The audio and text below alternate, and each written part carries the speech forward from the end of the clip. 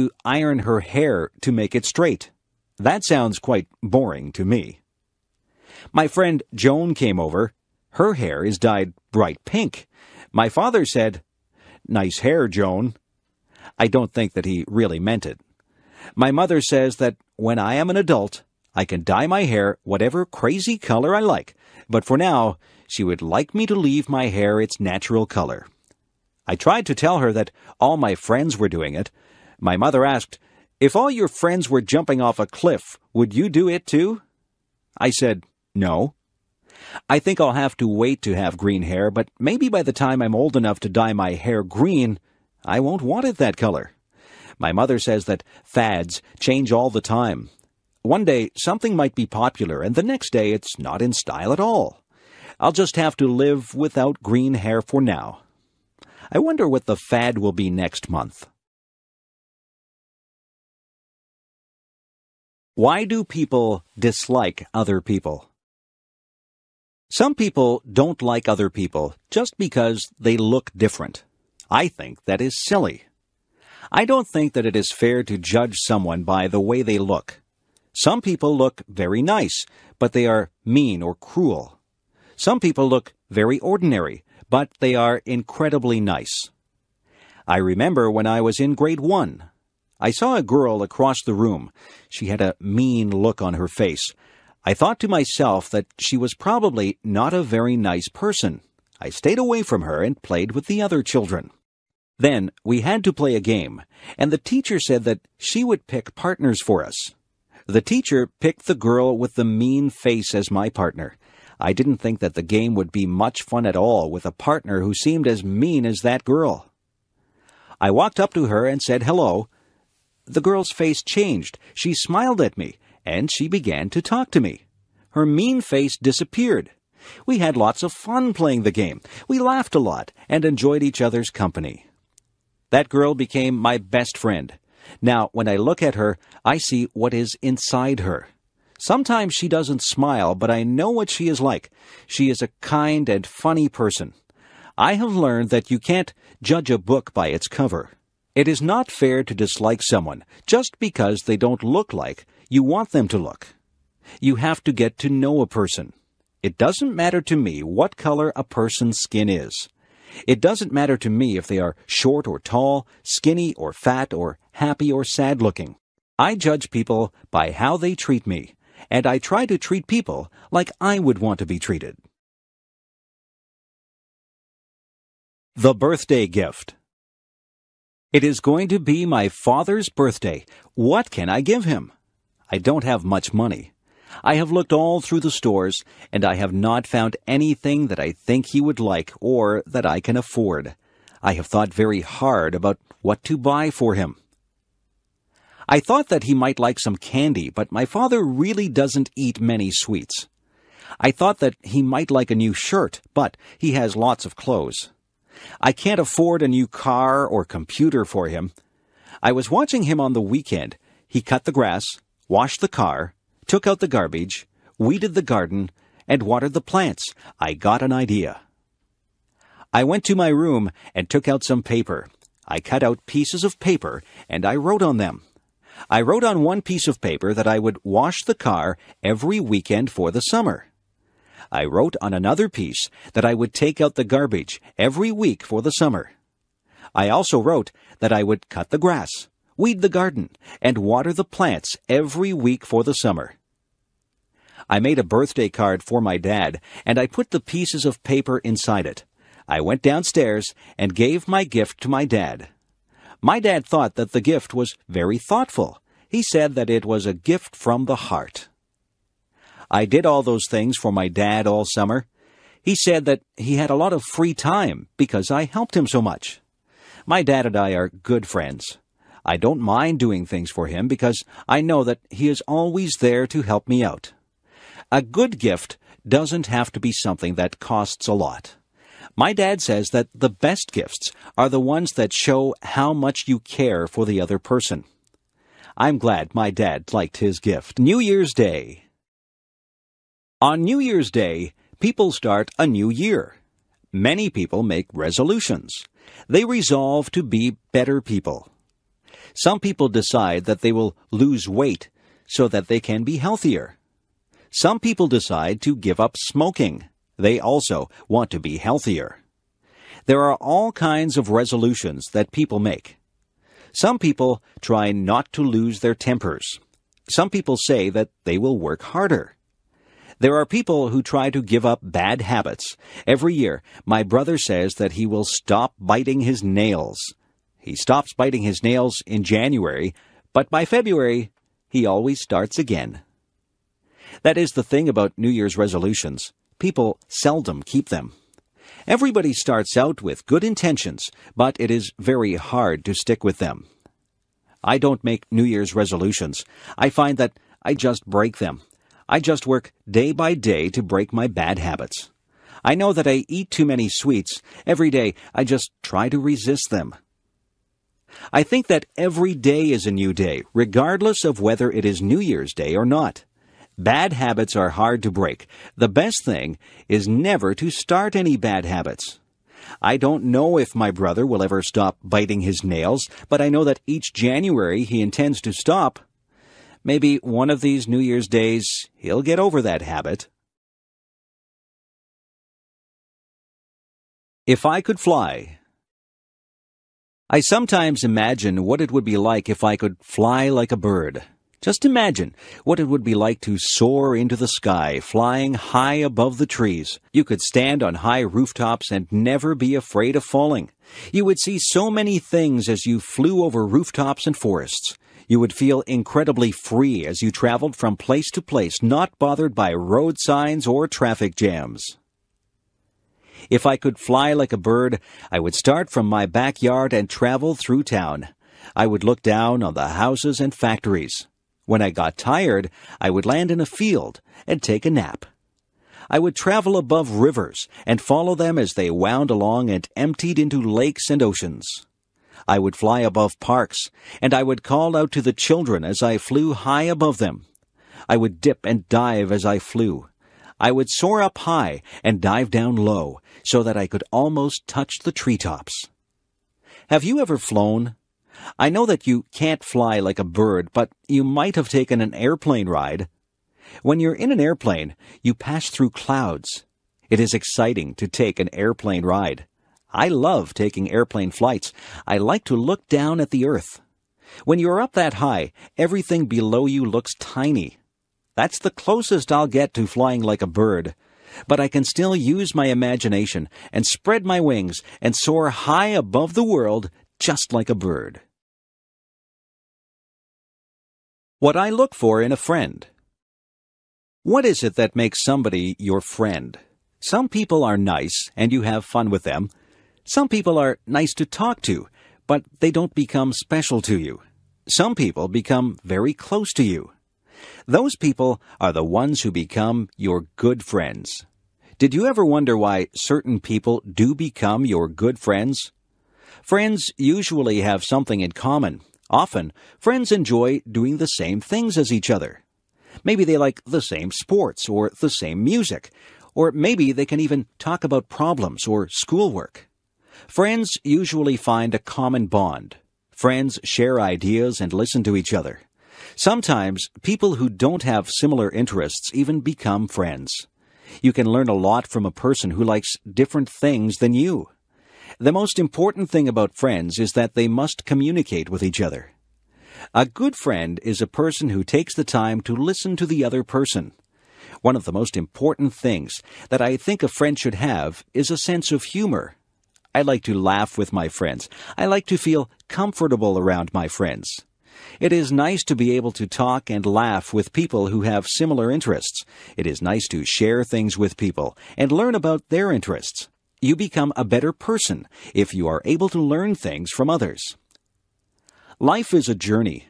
On that journey, you meet many people. Some of those people will change your life. You have to choose your friends with care. A good friend is worth more than all the gold in the world. A good friend will make your journey through life more pleasant.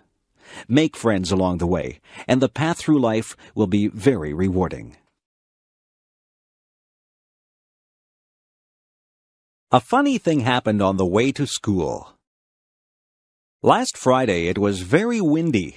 I was walking down the street with my friend John. We were having a difficult time walking against the wind.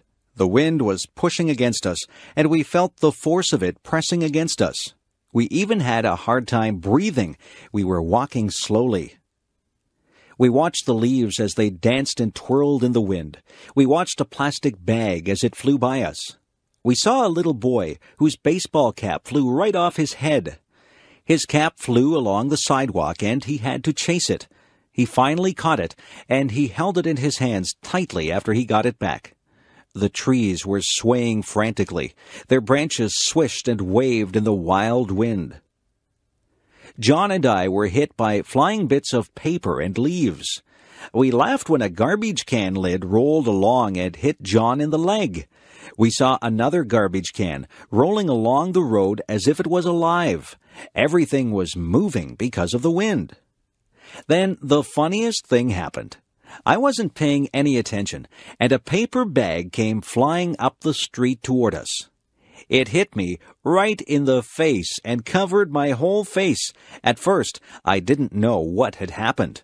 I was blinded. I couldn't see where I was going. I stopped and held out my hands. When I stopped, the bag fell off my face. I looked at John. He was laughing very hard. He was laughing so hard that tears were rolling down his cheeks. He said that I looked very funny with the brown paper bag stuck to my face. I started to laugh too. We laughed about it all the way to school. John said that he wished he had a camera. He would have taken a picture of me with the bag on my face. Advice. Sometimes my mother gives me advice. She tells me to save my money for a rainy day. She says that I should eat my vegetables if I want to be strong when I grow up. She says that you reap what you sow. I didn't know what that one meant, so I asked her. She said that if you are good to people, they will be good to you. If you do bad things, then bad things will come back to you. My mother is always giving me advice. She says that a penny saved is a penny earned. I am still thinking about that one. Some of these things are difficult to understand. My mother is very wise. She says that she has learned from her mistakes. She tells me that she would like me not to make mistakes, but she says that everyone does make mistakes. The important thing is that we learn from our mistakes. My mother says that nobody is perfect. My mother tells my sister that time is precious. My sister wastes time, and my mother doesn't like that. My mother tells me to be true to myself. She says that I should not follow the crowd. I should listen to my own conscience and do what I think is right. She says that it doesn't matter if you fail at something. The important thing is that you try. If you've done your best, then that is all that matters. I listen to my mother. I think she gives very good advice. My mother has a lot of common sense. I hope I am as wise as she is when I have children of my own. Sometimes I wish that she would not give me so much advice. I think that I know what I'm doing. But in the end, I always remember what she has said, and I try to live by the standards that she has set for me. Take the advice that your parents give you. They only have your best interests at heart. A trip to the hospital. I have to get my tonsils out. I'm not really happy about it, but I'm tired of being sick and having sore throats. I have to go to the hospital 2 hours before my surgery. My mother will go with me. The nurses will take my temperature and check my blood pressure. They will make sure that I am ready for my operation. I will be dressed in a white gown, and I will be wheeled down the hall to the operating room. I can't have anything to eat or drink for a long time before my surgery. My mother will walk down the hall with me. Then she will wave goodbye as they wheel me into the operating room.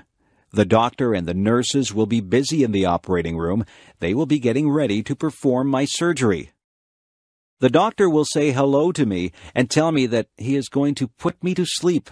He will put something into my arm. He will tell me to count backwards from 10. I think that I will only say 10, 9, and then I will be fast asleep. I won't be awake for the surgery. When I wake up, I will be surprised that the surgery is over. My throat will hurt and I probably won't feel very good. My mother will be there with me. The nurses will give me a drink and try to make me comfortable. I won't be in the hospital overnight. I will go home later in the day. My parents will have to make sure that I have a lot to drink. I can't eat any hard foods or they will hurt my throat. I will sleep a lot because I will not feel very well for a couple of days. It won't take long before I recover from my surgery. Sometimes we need surgery to make us feel better. Hospitals can be a bit frightening, but the doctors and nurses are very nice, and their job is to make you better. What my cat did.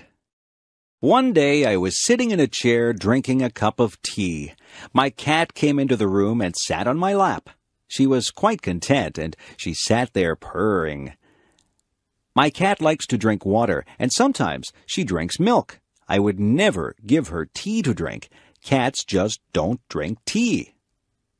We were sitting there quietly when suddenly my cat stood up. She was looking at something on the floor. She crouched down low and got ready to pounce. I saw what she was looking at. It was a huge centipede. I think that centipedes are ugly. They have many legs and they move very fast. I would hate to have one crawl over me. My cat jumped to the floor, and she ran over to the centipede. She was incredibly fast. I was surprised that she caught the centipede. She put her paw on it, and then she reached down and ate the centipede. The centipede must not have tasted very good. My cat got a funny look on her face, and she looked like she was trying to get a bad taste out of her mouth. I was thinking that I would be sick if I ate a centipede. My cat looked at me and jumped back up in my chair. She stuck her face in my teacup and took a big drink of tea. I was shocked. I had never seen a cat drink tea before. I think that the centipede must have tasted so bad that my cat just needed something to wash the taste out of her mouth. Guess what? I didn't finish my tea. I threw it out and washed out the cup. My cat has never had a drink of tea since that day. She has also never eaten another centipede. If a centipede walks by, she just pretends that she doesn't see it. If I was tiny. Imagine what life would be like if you were 2 inches tall. You would have to be careful that nobody stepped on you. You would have to watch out for cats, dogs, and birds. It would be very dangerous, but just think of the things that you could do. You could live in a dollhouse or even a shoebox. You could use a bottle cap for a plate. You would have to wear doll's clothes. A stamp would make a lovely picture to hang on your wall. You could hide in a mouse hole or a drawer. You wouldn't need much food. You could probably live comfortably on the crumbs that people would leave on the table. A thimble would make a good cup. If you went outside, the grass would seem like a jungle. An insect would be huge and frightening. A puddle would seem to be an ocean. You could cross the puddle in a paper cup and use a spoon for an oar. A matchbox would make a good bed with a handkerchief as a bedspread. You'd brush your hair with a toothbrush, but you'd never find anything small enough to brush your teeth with. You could take a ride on the back of a mouse. You wouldn't find any books that were small enough to read, but you might read the back of a pill bottle. You could ride in a toy car and have a soup bowl for a swimming pool. A leaf could be your umbrella, and a mitten would make a great sleeping bag. If you used your imagination, you could think up something to use for almost all your purposes. Being small might be fun, but then again it would be frightening. I'd be afraid of my pet cat. I wouldn't want a book to fall on me. I would be afraid of being swept away by a big gust of wind. I think I'd rather be my size. If I were a giant. If I were a giant, I wouldn't be able to fit in my house. I'd have to live in a building that had a high ceiling, but I'd probably have a hard time getting through the door. I'd have to make my own clothes, but where would I get a giant needle and thread to sew with? I couldn't ride in a car or a plane. I suppose I would just have to take giant steps to get from place to place. I would have to be very careful not to step on anybody or anything. When I talked, people would cover their ears. My voice would sound very loud to them. I wouldn't find shoes to cover my feet. I wouldn't find a knife and fork to eat my dinner with. I might have to use a rake as a fork. My dinner would be huge. What would I cook my dinner in? I certainly wouldn't find an oven big enough to put my dinner in.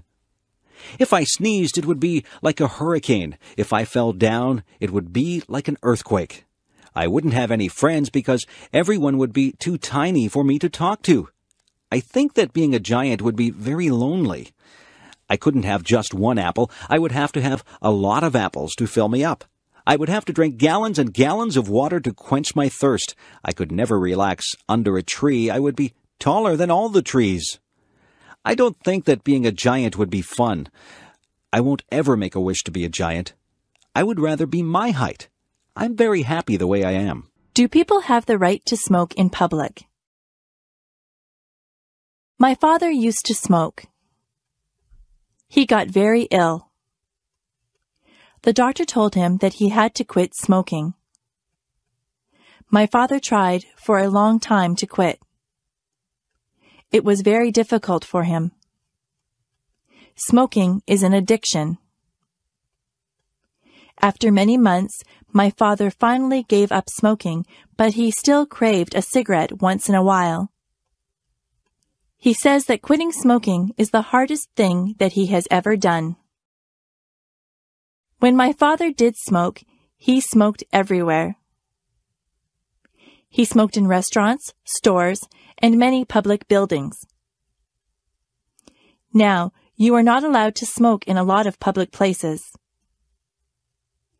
When my father smoked, the rules were not so strict. People could smoke just about anywhere. It really wasn't fair to the people who didn't smoke. Their clothes always smelled like smoke, and they breathed in second-hand smoke. Some people think that the second-hand smoke is actually worse for you than if you smoke yourself. People would smoke in their houses, and very young children would inhale the smoke that was in the air. Some people still smoke in their houses, and their children breathe in the smoke. Some restaurants have areas for smokers and non-smokers, but usually the smoke drifts from one area to the other. There are some businesses that have banned smoking altogether. Personally, I think that smoking in public places should be completely banned. I don't think that I should have to breathe in another person's smoke if I choose not to smoke myself. It wouldn't be fair for a non-smoker to get lung cancer because they had to be in a place where smokers were allowed to light up. I know that smoking is a powerful addiction and that it is very difficult to quit, but smokers should restrict their smoking to places where there is nobody else around. Lung cancer is an awful disease. Nobody should have to suffer with lung cancer. People should be educated about the dangers of smoking. Smoking should be banned in public places, but eventually I would like to believe that fewer people will smoke. It would be nice to live in a smoke-free environment. My favorite bedtime story. Every night when I was little, my mother would read me a bedtime story. My favorite story was Tom's Midnight Garden. This was a story by Philippa Pierce. It was quite a long book, and it took quite a few nights for my mother to read the entire book to me.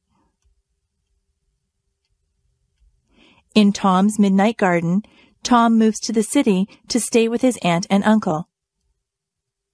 He is very bored at their apartment. They have no children, so Tom has nothing to do. One night, the clock strikes 13 times. Tom knows that this is impossible. A clock can only strike up to 12 times. He sneaks downstairs and goes outside. When he goes outside, there is a wonderful garden that wasn't there the day before. The next day, Tom goes outside and finds there is no garden. The garden only seems to appear at night. Every night, Tom slips out to this wonderful garden and meets some people in the garden.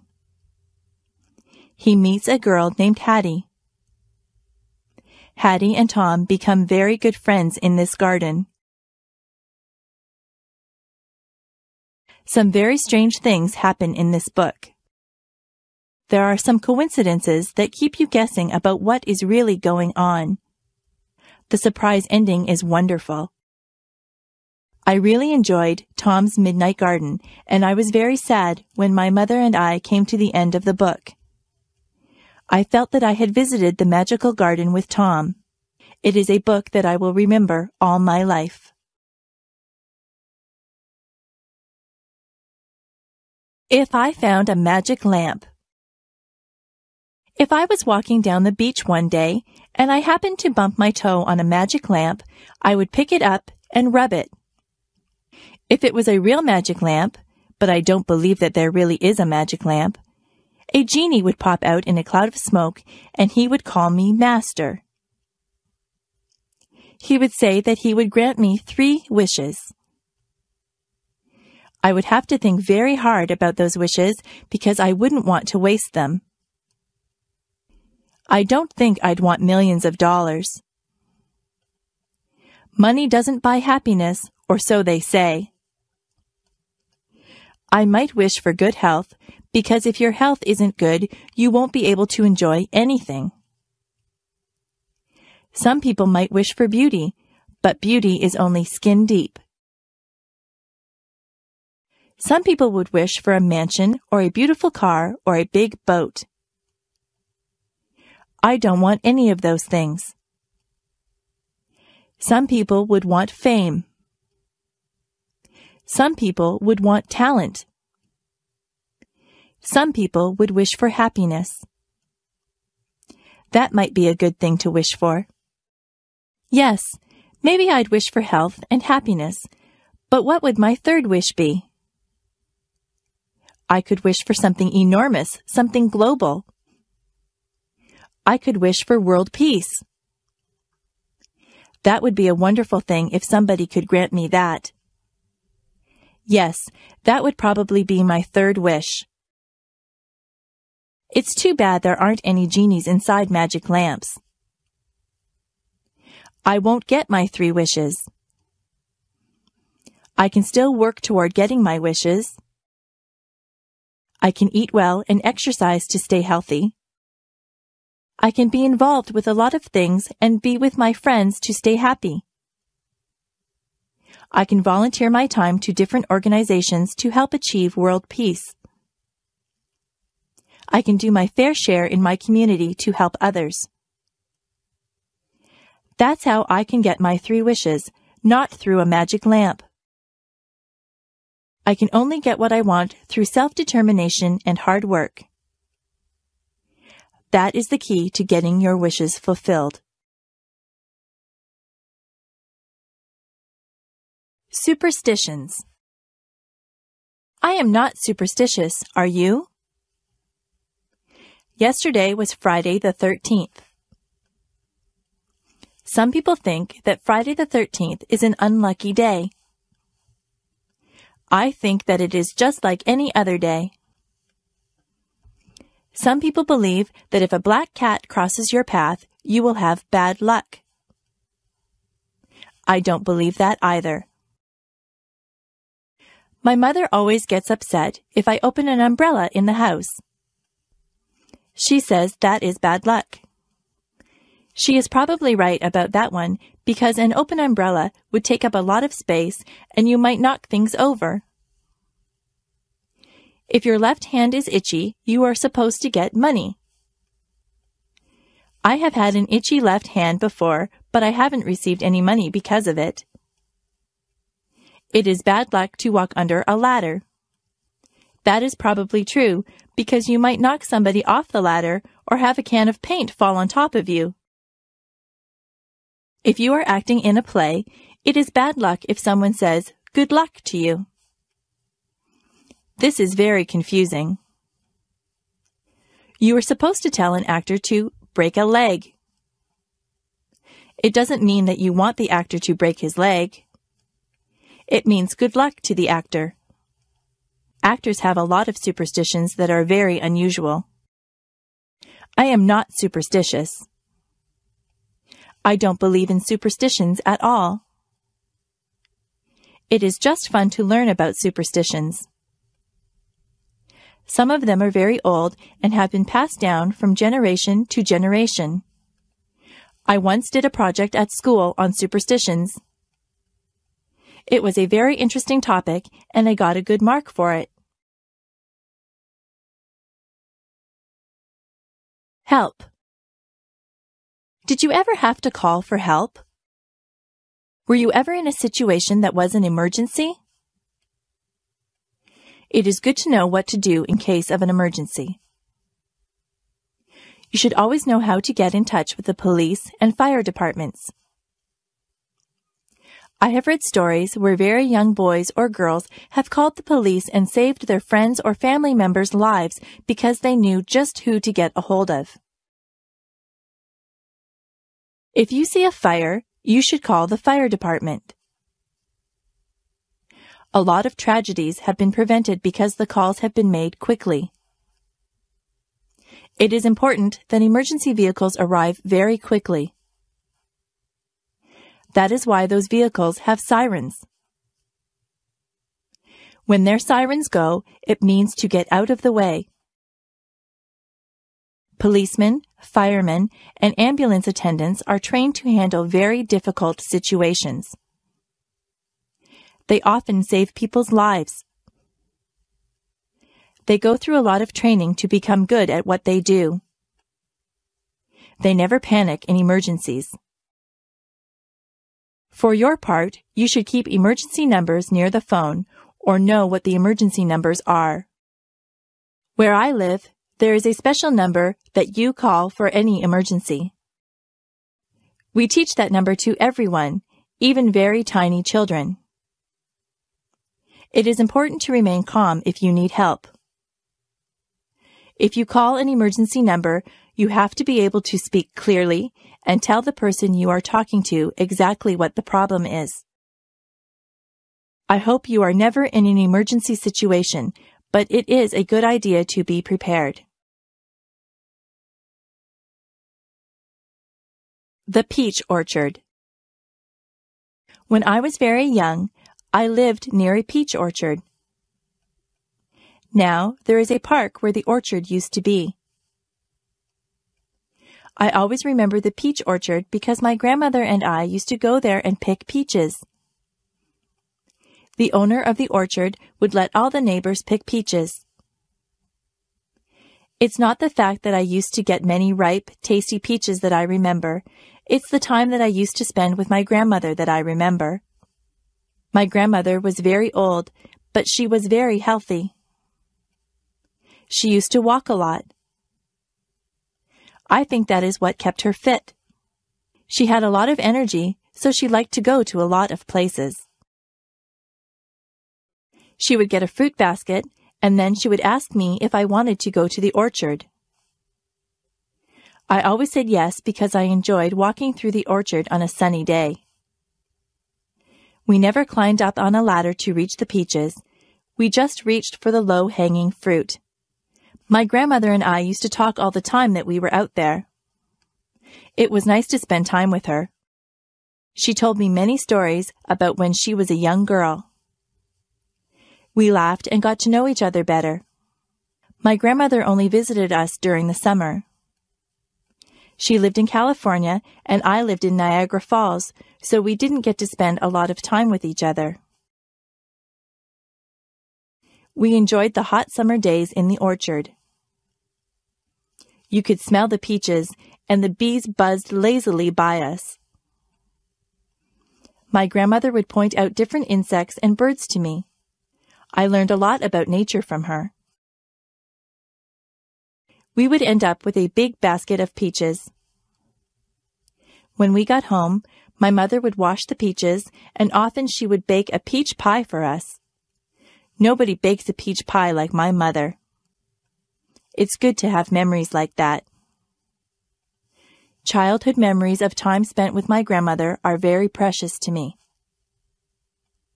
Sometimes it's just the simple things that you do in life that leave you with the nicest memories.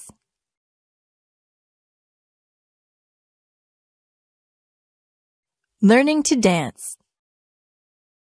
I went to England with my mother. She used to be a singer in a band. We went to the hotel that she used to sing at. It was a big, fancy hotel. Some of the people that she knew when she sang in the band were still there. They remembered my mother, and they had a good time talking to her and remembering old times. Many people told me that I looked like my mother. In the hotel, they had a fancy hall where they had ballroom dancing. I am not used to that kind of dancing. I always danced to rock music. A man told me that he would teach me how to dance. It looked very easy. I held one of his hands and put my other hand on his shoulder. He told me exactly how to move my feet. I was very clumsy and I stepped on his toes. He was patient with me and he counted 1, 2, 3. I tried to waltz with him. I would start out pretty well, but then I would get mixed up and stand on his toes again. The man laughed about it. I told him that I wasn't a very good dancer, but he said that I was good for a beginner. I think he was just being polite.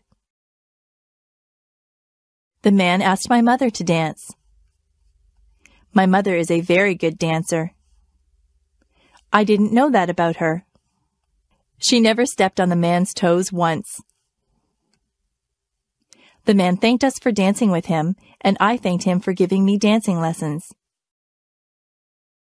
I don't think I'll ever be very good at that type of dancing.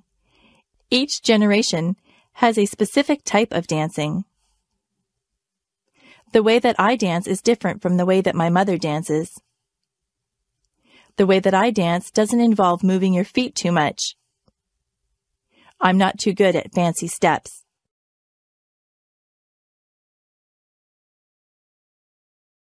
Superheroes. When my brother was very young, he loved superheroes. He collected plastic figures of all the superheroes. I think he had every superhero figurine that there was.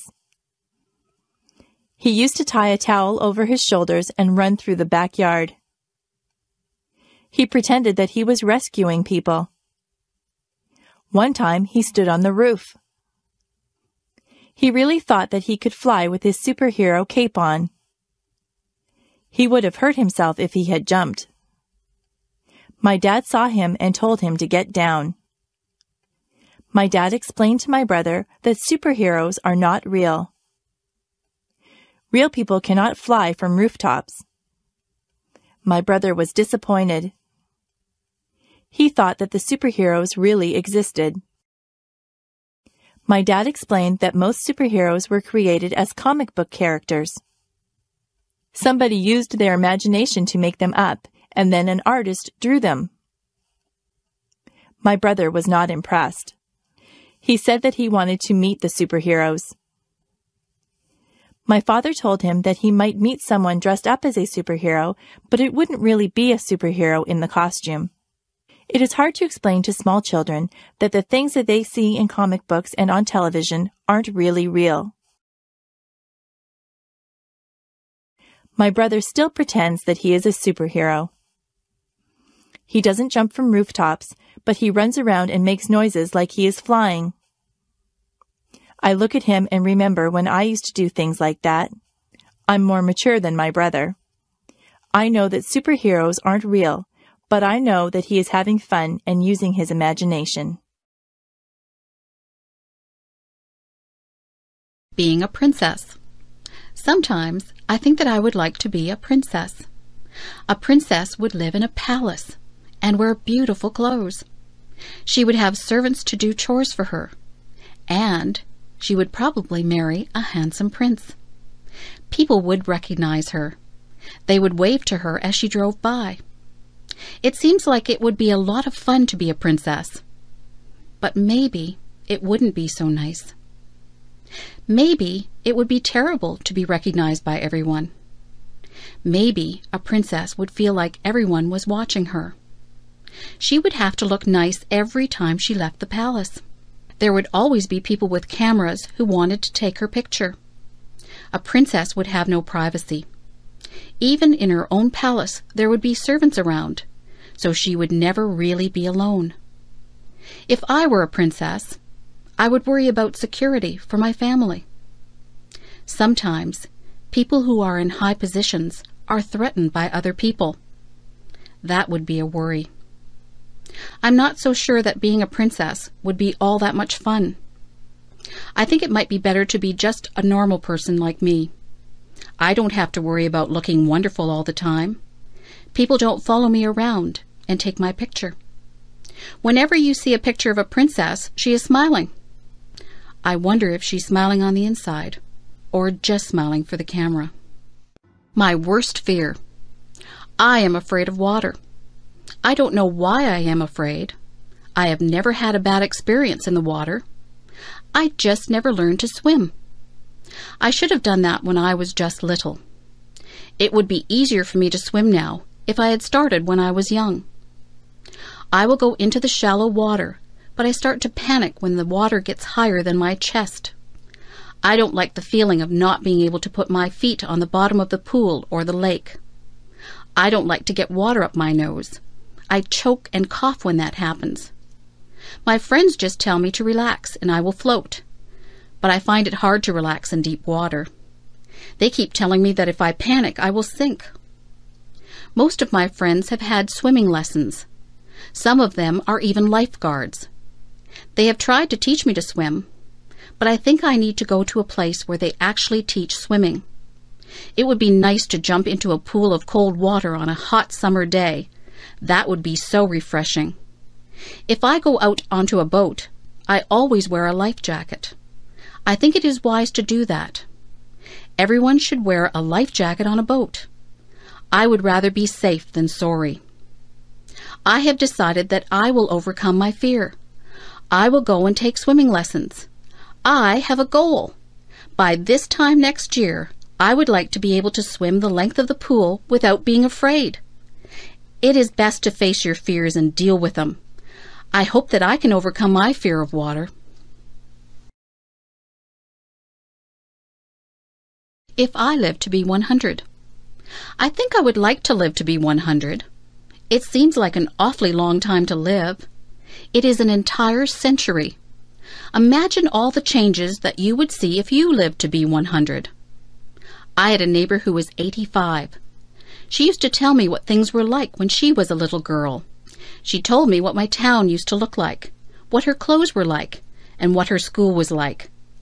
I used to enjoy listening to her stories. Everything was so different when she was young.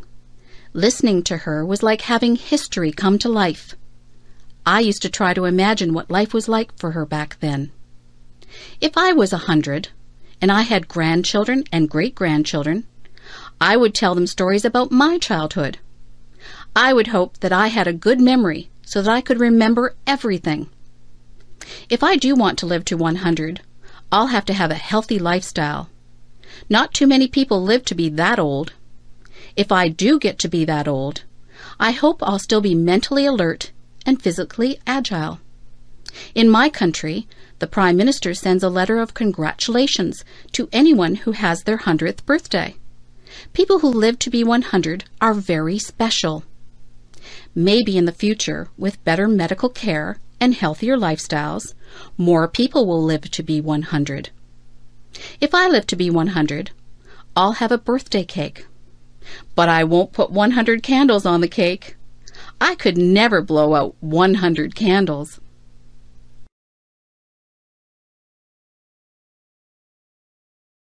What I like most and least about myself.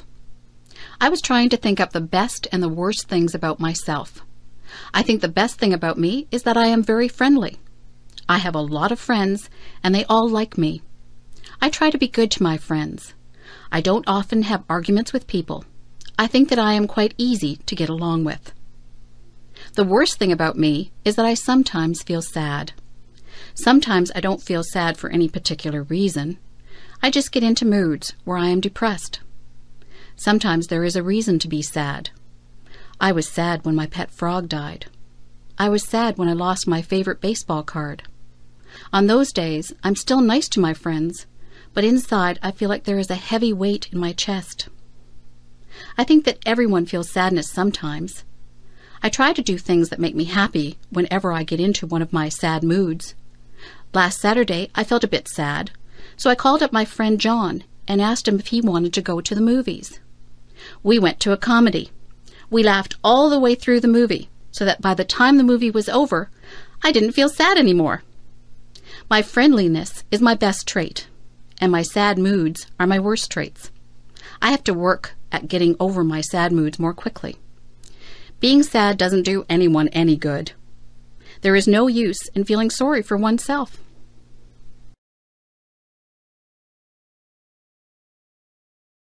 The trunk in the attic. Last month, my grandmother asked me if I could help her to clean out her attic. I was happy that she asked me. My grandmother says that her attic is full of junk. I think that her attic is full of treasures. I helped her to dust and vacuum the attic. I pulled and pushed around boxes and crates. I helped her to wash the floors and walls. My favorite thing that I did was to sort through the old trunk that she had up there. The trunk had a rusty latch on it. It was a bit difficult to open, but my grandmother got a knife and pried the latch open. The trunk was full of all kinds of things. There were lots of clothes. Some of the clothes had been my grandmother's. There was a blue velvet dress that she had worn to a dance when she and my grandfather were dating. It was a beautiful dress, but there were a few moth holes in it. There were some of my mother's old clothes. There was a pair of bell-bottom slacks that had bright flowers on it. I couldn't believe that my mother had ever worn something like that. There were some of my mother's old report cards. Some of her marks weren't very good. I had fun reading the report cards. There were photographs. There was a picture of my grandparents holding my mother when she was a baby. There was an old baseball glove that one of my uncles had owned. There was even one of my old dolls in there. One of her legs was missing. My grandmother said that I was rough on my dolls when I was little. I should have taken better care of my toys. There was even some old jewelry. I tried on some of the old clothes and jewelry. I told my grandmother that I liked looking through old things. My grandmother told me to keep whatever I wanted. She said that it was all junk. I still say that her trunk was full of treasures. Hot and cold. I notice that whenever it is summer, people complain about the heat. But whenever it is winter, people complain about the cold. It seems that people are never satisfied. I don't like the winter. It is usually much too cold for me. My teeth chatter, and my fingers turn numb whenever the weather gets cold. It is hard for me to warm up once I start to freeze. I try to wear layers of clothes, but winter winds go through my clothes no matter how much I wear. My feet feel like they are blocks of ice on a cold January day when I walk home from school. I would not like to live in a place that had cold climate all year long. I am not comfortable when it is too cold. I like the summer. Some people say that it is hot and sticky in the summer, but I don't mind the heat at all. I love to feel the warm sunshine on my skin. I like the freedom of not having to wear heavy coats and boots. I am the happiest when there is a slightly cool breeze that comes along to refresh you on a hot summer day. I could live in a place with a hot climate. I would enjoy that. Of course, when you are in a place with a hot climate, there are more bugs than in places with cooler climates. I don't care for bugs. Where I live, it is very humid. The heat and moisture combine to make it uncomfortable sometimes. It is nicer when the heat is high, but the humidity is low. It would be better if I lived somewhere where it was hot, but not humid. That would be just perfect. Walk a mile in my shoes. Have you ever heard the saying, walk a mile in my shoes? I think it's a very good saying. Do you know what it means? It means that before you judge someone, you should put yourself in his or her position. For example, if someone was running in a race and they did very poorly and came in last, it wouldn't be fair to say, oh, he's just a terrible runner. You would have to look at all the circumstances that made the person lose the race. Maybe they pulled a muscle in their leg the day before. Maybe this is their very first race. Maybe they are not in good form because something isn't right in their lives. There can be so many things that affect a person's life, performance, and moods. There can be so many things that affect a person's life, performance, and moods. If someone was very quiet at a party, you couldn't just assume that they weren't friendly. You don't know what is happening in their lives. They could be feeling ill, or they might have just had a bad experience. Nobody can know exactly how another person feels. Even if someone tells you what he or she is experiencing, you still won't fully understand what is going on inside the other person. Everyone perceives and feels things differently. To walk a mile in someone else's shoes is to try and understand things from that person's perspective. We are all shaped by the events that have taken place in our lives. No two people have gone through the exact same things. So, before you are quick to judge someone, stop and think about what it is that they might have gone through. You won't always understand why people do what they do, but you can try to understand and put yourself in their position. If I could go back in my life. If I could go back in my life and do some things differently, this is what I would do. I would not waste so many hours in front of the television set. I would get out and enjoy my life rather than watching actors in shows. I would be a little more considerate of other people. I would realize that my mother has more to do than pick up after me. I would pay more attention in school. Tests are easier when you have paid attention rather than fooling around in class. I would save more money rather than spend it on useless things. I would read more. Reading is enjoyable, and it opens the doors into all kinds of wonderful places, both real and imagined. I would learn to play an instrument. Music is always appreciated if it is played well. I would eat better foods. I would try to stay healthy through my diet and exercise. I would take more pictures, and I would keep a journal. Memories are very precious. I would take the time to listen to what people have to say. People appreciate a good listener.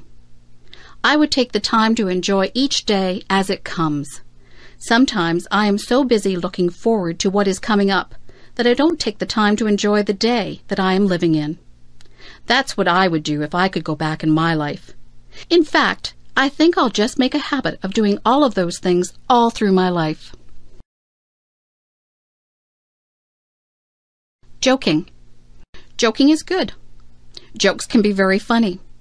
Jokes can also be hurtful. Jokes can be tasteless too. It is not an easy thing to find jokes that do not offend anyone. Some jokes make fun of different races. Those jokes are not funny. They are hurtful. It is not right to tell racist jokes.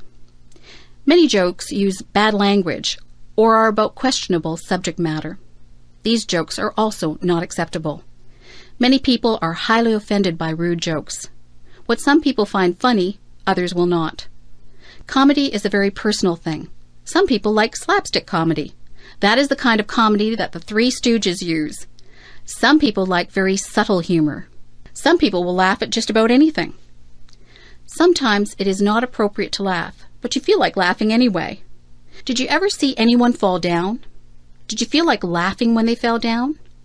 You were probably worried that they had hurt themselves, yet the way that they fell was so funny that you felt like laughing. It's not funny when someone falls, but you can't help but laugh even though you try to hide it. Jokes and comedy differ from culture to culture. Many people from other countries come here and don't understand our comedy. Jokes and comedies are often geared toward our environment. Sometimes comedians make fun of the things that we do in our day-to-day lives, like going to the bank or going grocery shopping. We can all relate to that. Being a comedian is not an easy job. Telling jokes and making people laugh is extremely difficult. Jokes are fun, and they are funny if they are good. Jokes can get you into a lot of trouble if they are inappropriate, and sometimes they're just not funny and nobody laughs. Here's a joke. Why does the cow wear a bell? Because its horns don't work. Do you get it? Do you think it is funny? Well, maybe it's not that funny. I told you that it was difficult being a comedian. Drugs. There are two different types of drugs. There are legal drugs and there are illegal drugs. Legal drugs are the type of drugs that the doctor gives you when you are sick. Illegal drugs are the drugs that people sell on the street. Illegal drugs are very dangerous. If someone ever wants you to try any type of substance that you are not sure about, you should always say no. People who sell drugs on the street are criminals. If they get caught, they will be sent to jail. They sell drugs to get money. They don't care that people's lives are ruined from taking drugs. If you take illegal drugs, you can become addicted to them. That means that you just have to have the drug no matter what. Some people steal from other people to get money to buy drugs. Drugs affect your mind. If you take drugs, you will not be able to think clearly. Your marks in school will drop. Your memory won't be very good. Your personality won't be the same. It is very unfortunate that some people do try drugs. They think that it won't hurt them. They are wrong. If you are smart, you will stay away from all drugs, except for the ones that the doctor gives you. Drugs are just bad news. If you know someone who is thinking about trying drugs, tell them that their entire life could be ruined. In America, they have a saying, just say no to drugs. It is a good saying, but I think I would rather say, I'm just too smart to take drugs.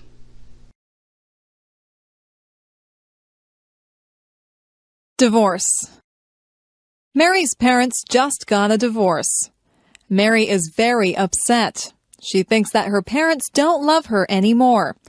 She thinks that they got a divorce because of her. She is wrong.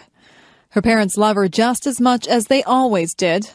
They aren't getting divorced because of Mary. Sometimes marriages just don't work out. It isn't really anyone's fault. Marriage isn't easy. It is hard for two people to stay together for a lifetime. Sometimes people change as they get older and they move on. Some people have perfectly good marriages and they stay together for their entire lives. Divorce doesn't happen because the parents don't love the children anymore. A lot of children feel that it is their fault, but it isn't their fault at all. Children neither cause the divorce nor can they prevent it. It is up to the parents. Divorce isn't the end of the world. Children can still see both parents and stay with them. Life goes on. Sometimes children can get new stepmothers or stepfathers. That can be a good thing. You just have to be understanding and know that your parents still love you. Life doesn't always go the way that we planned it, but it has its twists and turns. Life is an adventure. If your parents get a divorce, just be understanding. Know that they love you and that this is a hard time for them. It is a hard time for you too, but these things have a way of working themselves out in the end. If my fish could talk. I have a goldfish. He swims around in his bowl all day. He looks bored. I look inside the bowl and watch him. His mouth always moves. He looks like he is talking. I imagine what my goldfish would say if he really could talk. I think he would say, "Hey, I'm bored in this little bowl. Why don't you get me a bigger tank with more fish in it? I would like to have some friends to swim around with. I went out and bought a bigger tank for my goldfish. I put some plants at the bottom of the tank, and I got a miniature deep-sea diver to put at the bottom of the tank. I looked into the tank and imagined what my goldfish was saying. He seemed to be saying, "This is a nice tank. It's roomy in here and you decorated it well, but I still don't have any friends to swim with." I went to the pet store and bought 3 more goldfish. I put them into the tank.